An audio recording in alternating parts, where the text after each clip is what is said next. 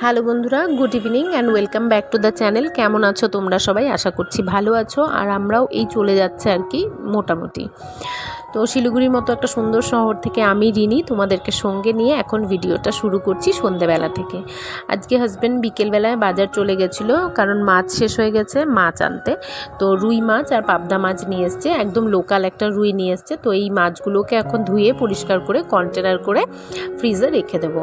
আর তারপরেই চলে এসেছি আমি চা বসাতে। এখানে ভাই আর হাজব্যান্ডের জন্য চা বসিয়ে দিলাম, আর ওদিকে ছেলের দুধ জালটা বসিয়ে দিলাম। আমি বেশ কিছুদিন হলো দুধ চা আর খাচ্ছি না। কেন খাচ্ছি না অবশ্যই তোমাদের কারণটা বলবো। তো আমার বেশ কিছুদিন হলো গল ব্লাডারে একটা স্টোন ধরা পড়েছে হঠাৎ করেই একদিন রাতে ভীষণ ব্যথা ওঠে, তখন থেকেই ধরা পড়ে। তো চলো দুধ জালটা আগে বসিয়ে দিই, ওদেরকে চাটা দিয়ে নিই, তারপর তোমাদেরকে সবটা বলছি।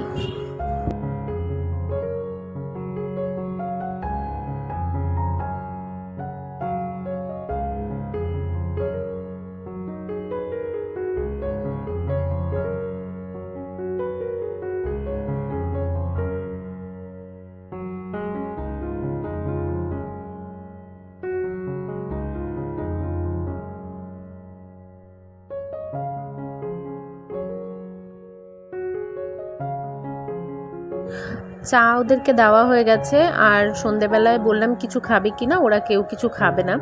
তো ছেলের জন্য মিষ্টি নিয়ে আসা হয়েছে। ছেলে এখন ঘরে নেই, ছেলে গেছে নিচে কাকিমাদের ঘরে। তো ছেলে এলে ছেলেকে খাইয়ে দেবো। আর এখানে আমি ডাল মাখানির জন্য ডাল ভিজিয়ে রেখেছিলাম দুপুরবেলাতেই, তো সেই ডালটাকেই এখন আমি সেদ্ধ বসিয়ে দিচ্ছি। তো ডালটা অনেকটা সময় ভিজেছে, এখন একটু সেদ্ধ করে নিলে বেশ ভালো লাগবে খেতে। আর ডালটা সেদ্ধ বসানোর সময় দেখো একটু হলুদ, একটু নুন, আর তার সাথে ডাল মাখানির মশলা একটু দিয়ে তারপর আমি সিমটাকে লো করে সেদ্ধ হতে দেব, যাতে 1 থেকে 2টো মতো সিটি পড়লে খুব সুন্দর একদম গলে সেদ্ধ হয়ে যায়, এই জন্য দিয়ে দিচ্ছি। আর ছেলেও ওইদিকে চলে এসছে, ছেলেকে একটু খাইয়ে নিই।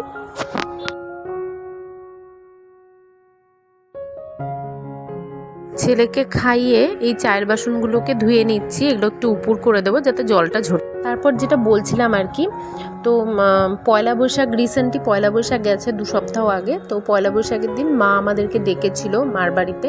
তো আমরা সবাই মিলে যাই, মা মানে আমি, আমার হাজব্যান্ড, আমার দেওর, আমার ছেলে সবাই ওখানে যাই। সবাই খুব আনন্দ মজা করে সারাটা দিন কাটাই। এবং পয়লা বৈশাখের দিন যেহেতু আমার দাদার বার্থডে, তো ওই বছরও তোমাদেরকে ব্লগ শেয়ার করেছিলাম। তো এই বছর আর শেয়ার করিনি সেভাবে কিছু একটা। তো ওইখানে সারাদিন বেশ আনন্দ মজা করে দিন কাটিয়ে সন্ধেবেলায় বাড়িতে আসি। তো রাত্রে যেরকম হয় খাওয়া দাওয়া করে শুয়ে পড়েছি। তার একদিন পর আমাদের ছিল কলকাতায় যাওয়া। তো আর তারপর দিন মানে সানডে ছিল পয়লা বৈশাখ, তো মানডে ছিল আমাদের কিছু কাজকর্ম ছিল। তো সেগুলো নিয়ে আমি খুব টেনশনে ছিলাম যে সেই কাজকর্মগুলো করতে হবে, কলকাতা যাওয়া রয়েছে, প্যাকিং করতে হবে।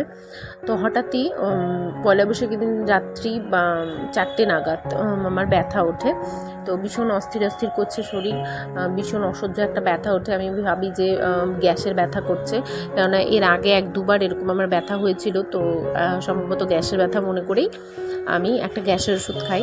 তারপরেও দেখছি না ব্যথা কিছুতেই কমছে না, ভীষণ ঘরের মধ্যে পায়চারি করছি, ভীষণ একটা অস্থির করছে শরীর মধ্যে, ব্যথা হচ্ছে, ননস্টপ ব্যথা হয়ে যাচ্ছে, ব্যথা বেড়ে যাচ্ছে। তো কিছুক্ষণ পর আমার হাজব্যান্ড টের পায় 6টা নাগাদ। তো বলে যে কি হয়েছে, তো আমি বললাম এরকম। তো বলছে ডক্টরের কাছে যাবে। বললাম যাবো, দেখে নিই, আমি ওষুধ খেয়েছি, যদি কমে ঠিক আছে, না হলে তো যেতেই হবে। তারপর দেখছি কমছে না, তখন ওকে বললাম যে এবার আমাকে যেতেই হবে ডক্টরের কাছে, কিন্তু এত সকালবেলা তো কোনো নার্সিংহোমে মানে কোথাও ডক্টর পাওয়া যাবে না। তো তাহলে চলো আমরা হসপিটালে যাই, সরকারি হাসপাতালে যাই। ওখানে গেলে হয়তো আমাকে ব্যথার হতে পারে একটা ইঞ্জেকশন দেবে, ব্যথাটা কমে যাবে। কেননা আমার চিন্তা ছিল যে নেক্সট ডে আমাদের কলকাতা যাওয়া ছিল, ওখানে ইম্পর্টেন্ট কাজ রয়েছে। তো ব্যথাটা কমে গেলে অন্তত কলকাতায় গিয়ে না হলে আমি ডক্টরটা দেখালাম। তো হাজব্যান্ডও বললো ঠিক আছে, তাহলে কলকাতায় গিয়ে ডক্টরটা দেখাবো। আমি বললাম তাহলে চলো ওখানেই যাই। ওখানে গিয়ে আমাকে ইঞ্জেকশন করা হলো। ডক্টর তো এখন তো ধরে দেখেই না কোভিডের পর থেকে কোনো পেশেন্টকে কোনো ডক্টর, বিশেষ করে সরকারি হাসপাতালগুলোতে। তো ওখানে আমাকে ওরকম করে জাস্ট জিজ্ঞেস করা হলো, তারপর একটা ইঞ্জেকশন দিয়ে দিল। কিছুক্ষণ ওখানে বসলাম, কিন্তু ব্যথা কোনোভাবেই কমলো না। বেশ কিছুক্ষণ পর আমি মানে ব্যথায় তারপর ছটফট করছি, কাঁদছি, চিৎকার করছি। তো তখন হাজব্যান্ড বললো তাহলে কি করবো? আমি বললাম তুমি আমায় ভর্তি করে দাও। ভর্তি করতে গেছে, একটা ইমার্জেন্সিতে একটা পেশেন্ট গেছে, তাকে ভর্তি করতে, আমরা জানি যে ইমার্জেন্সিতে পেশেন্ট গেলে সে নিশ্চয়ই ভীষণ ক্রিটিক্যাল পেশেন্টই যায় ইমার্জেন্সিতে। তো তখন তাকে তড়িঘড়ি ভর্তি করা হয়। তা না, হসপিটালে বেশ অনেকক্ষণ একটা স্লিপ লিখে দিল আমার হাজব্যান্ডকে, একটা প্রেসক্রিপশনের ওপর কিছু লিখে দিল। আমার হাজব্যান্ড গিয়ে লাইনে দাঁড়িয়ে রয়েছে। অনেকক্ষণ পর হাজব্যান্ডের যখন লাইন আসলো, তখন ওকে বলছে উনি কে হন আপনার, উনি বিবাহিত, ওনার নাম কি, ওনার হাজব্যান্ডকে আপনি, আপনার নাম কি, এই সবগুলো অনেকক্ষণ এইসব কার্যক্রম চললো। তারপর আমাকে ভর্তি করা হলো। তারপর বলল ইমার্জেন্সি পেশেন্টের মানে কোনো রকম কোনো ফেসিলিটি নেই, কোনো হুইল চেয়ার, কোনো বেড, কোনো কিছু নেই। আমাকে হাজব্যান্ডকে বললো ওনাকে নিয়ে চলে যান 4 তলায়। হাজব্যান্ড আমাকে ধরে ধরে নিয়ে গেল 4 তলায়। 4 তলায় যাওয়ার পর ওখানে বলা হলো যে আমার ভীষণ পেটে ব্যথা করছে, আমি থাকতে পারছি না, ইঞ্জেকশন দেওয়া হয়েছে কিন্তু কমছে না, আপনারা কোনো ওষুধ দিন। কিন্তু ওনারা বলছে 4-5 ঘন্টা না গেলে ওষুধ দিতে পারছি না, এরকম ব্যথাতেই এখন থাকতে হবে। ঠিক আছে, বললো হলো যে আপনি ইউএসজি করে আনেন, আমার হাজব্যান্ডকে বললো। তা হাজব্যান্ড বললো ঠিক আছে তাহলে ইউএসজিটা করে আনি। তো বলছে না দাঁড়ান আগে হাতে চ্যানেলটা বানিয়ে নিই। চ্যানেলের কোনো প্রয়োজন ছিল না তখন, কিন্তু চ্যানেলটা বানিয়ে দিল আগে চ্যানেলটা বানিয়ে দিয়ে আমাদেরকে পাঠিয়ে দিল। এবার হচ্ছে চ্যানেলটা বানিয়ে আমাদের যখন ইউএসজি করতে পাঠালো, সেম একইভাবে আবার আমাকে ধরে ধরে হাজব্যান্ড নামালো। মানে ব্যথায় আমি সাংঘাতিকভাবে কাতর হয়ে গেছি, মাথা ঘুরছে, মানে আমি পড়ে যাব এরকম। হাজব্যান্ড কোনো রকম করে নিয়ে নামলো, নেমে নিয়ে আসলো আমাকে যেখানে ইউএসজি হবে। আমাকে চেয়ারে বসিয়ে ততক্ষণে মা চলে গেছে, মা আমার কাছে বসলো। হাজব্যান্ড গেল প্রেসক্রিপশন নিয়ে যে ইউএসজি করতে হবে। ওখান থেকে বলছে একটা মেশিন তো খারাপ, সেটাতে তো কিছু হচ্ছেই না, আর একটা মেশিন চলছে, সেখানেও মিনিমাম 3 থেকে 4 ঘন্টা লাগবে।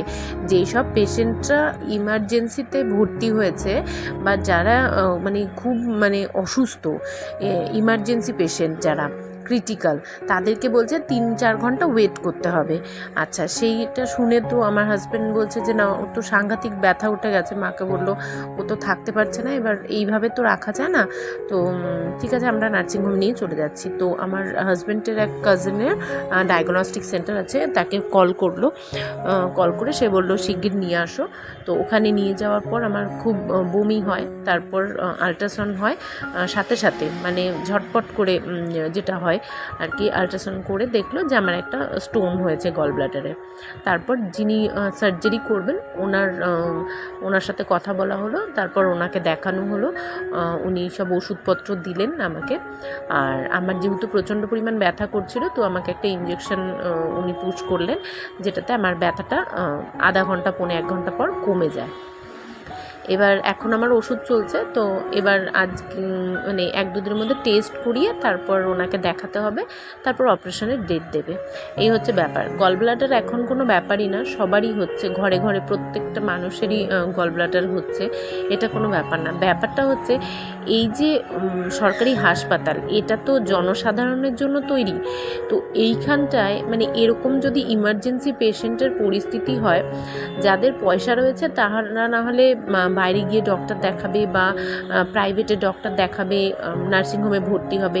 যাদের পয়সা নেই বা একান্তই যারা তাদের মুখাপেক্ষী হয়ে বসে রয়েছে, সেই মানুষগুলোর কি অবস্থা হতে পারে তোমরা খালি সবাই একটু ভেবে দেখো। যারা একান্ত ওই হসপিটালের আশাতেই বসে রয়েছে যে ওই হাসপাতালেই ওদের চিকিৎসা হবে, ওই হাসপাতাল থেকেই তারা সুস্থ হয়ে বাড়ি ফিরবে, সেই মানুষগুলোর কি পরিস্থিতি। তাদেরকে কোনো রকমভাবে কোনো ফেসিলিটি তো দেওয়া দূরের কথা, মানে ঠিক মতন ট্রিটমেন্টটুকু হচ্ছে না। মানে কীরকম পরিস্থিতি, সরকারি জায়গায় যদি এরকম পরিস্থিতি হয় তাহলে মানুষ কি করবে? তাহলে এত নার্সিংহোম, এত ডাক্তাররা সব প্রাইভেটে কেনই বা বসবে না, বা কেনই বা এত নার্সিংহোম তৈরি হবে না? সরকারি জায়গায় কেনই বা মানুষ যাবে? সরকারি জায়গায় যাওয়া মানেই তো মরে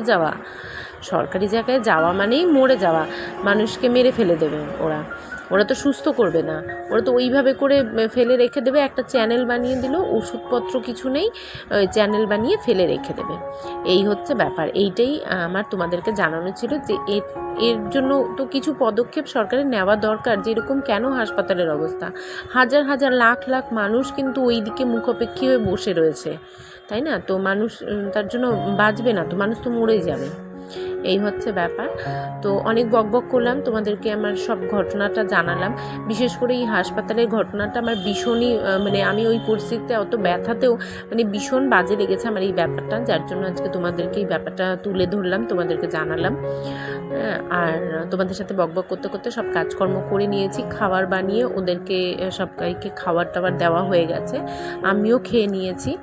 আর এখন সব জামা কাপড়গুলো ধুয়ে রেখেছিলাম এই সোফার ওপরেই, তো সেগুলো ভাঁজ করে নিচ্ছি। আর ছেলের স্কুল আছে নেক্সট ডে, তো ছেলের জামা কাপড়টা একটুখানি স্কুলের ড্রেসটা যেটা ওটা একটু প্রেস করে রেখে দেবো, তাহলে পরে আমার সকালবেলায় আয়রন করা থাকলে একটু সুবিধে হবে আর কি। আর সকালের কাজটা একটু গুছিয়ে রাখছি। এই এখন আমার ব্যথা কম আছে, ডক্টর ওই ইঞ্জেকশনটা করার পর থেকে আমার ব্যথাটা অনেকই কম আছে। আর দেখা যাক এরপরে ডক্টর কবে দেয় অপারেশনের ডেট, অবশ্যই তোমাদের জানাবো। আর আজকের ভিডিওটা এই অবধি থাকছে, আশা করছি তোমাদের ভালো লেগেছে। ভালো লেগে থাকলে আমাকে সাপোর্ট করো, আমার পাশে থেকো, লাইক কমেন্ট শেয়ার করো। আর আজকের মতন tata, bye bye, good night. সবাই ভালো থেকো, সুস্থ থেকো। নেক্সট ভিডিওতে আবার দেখা হবে।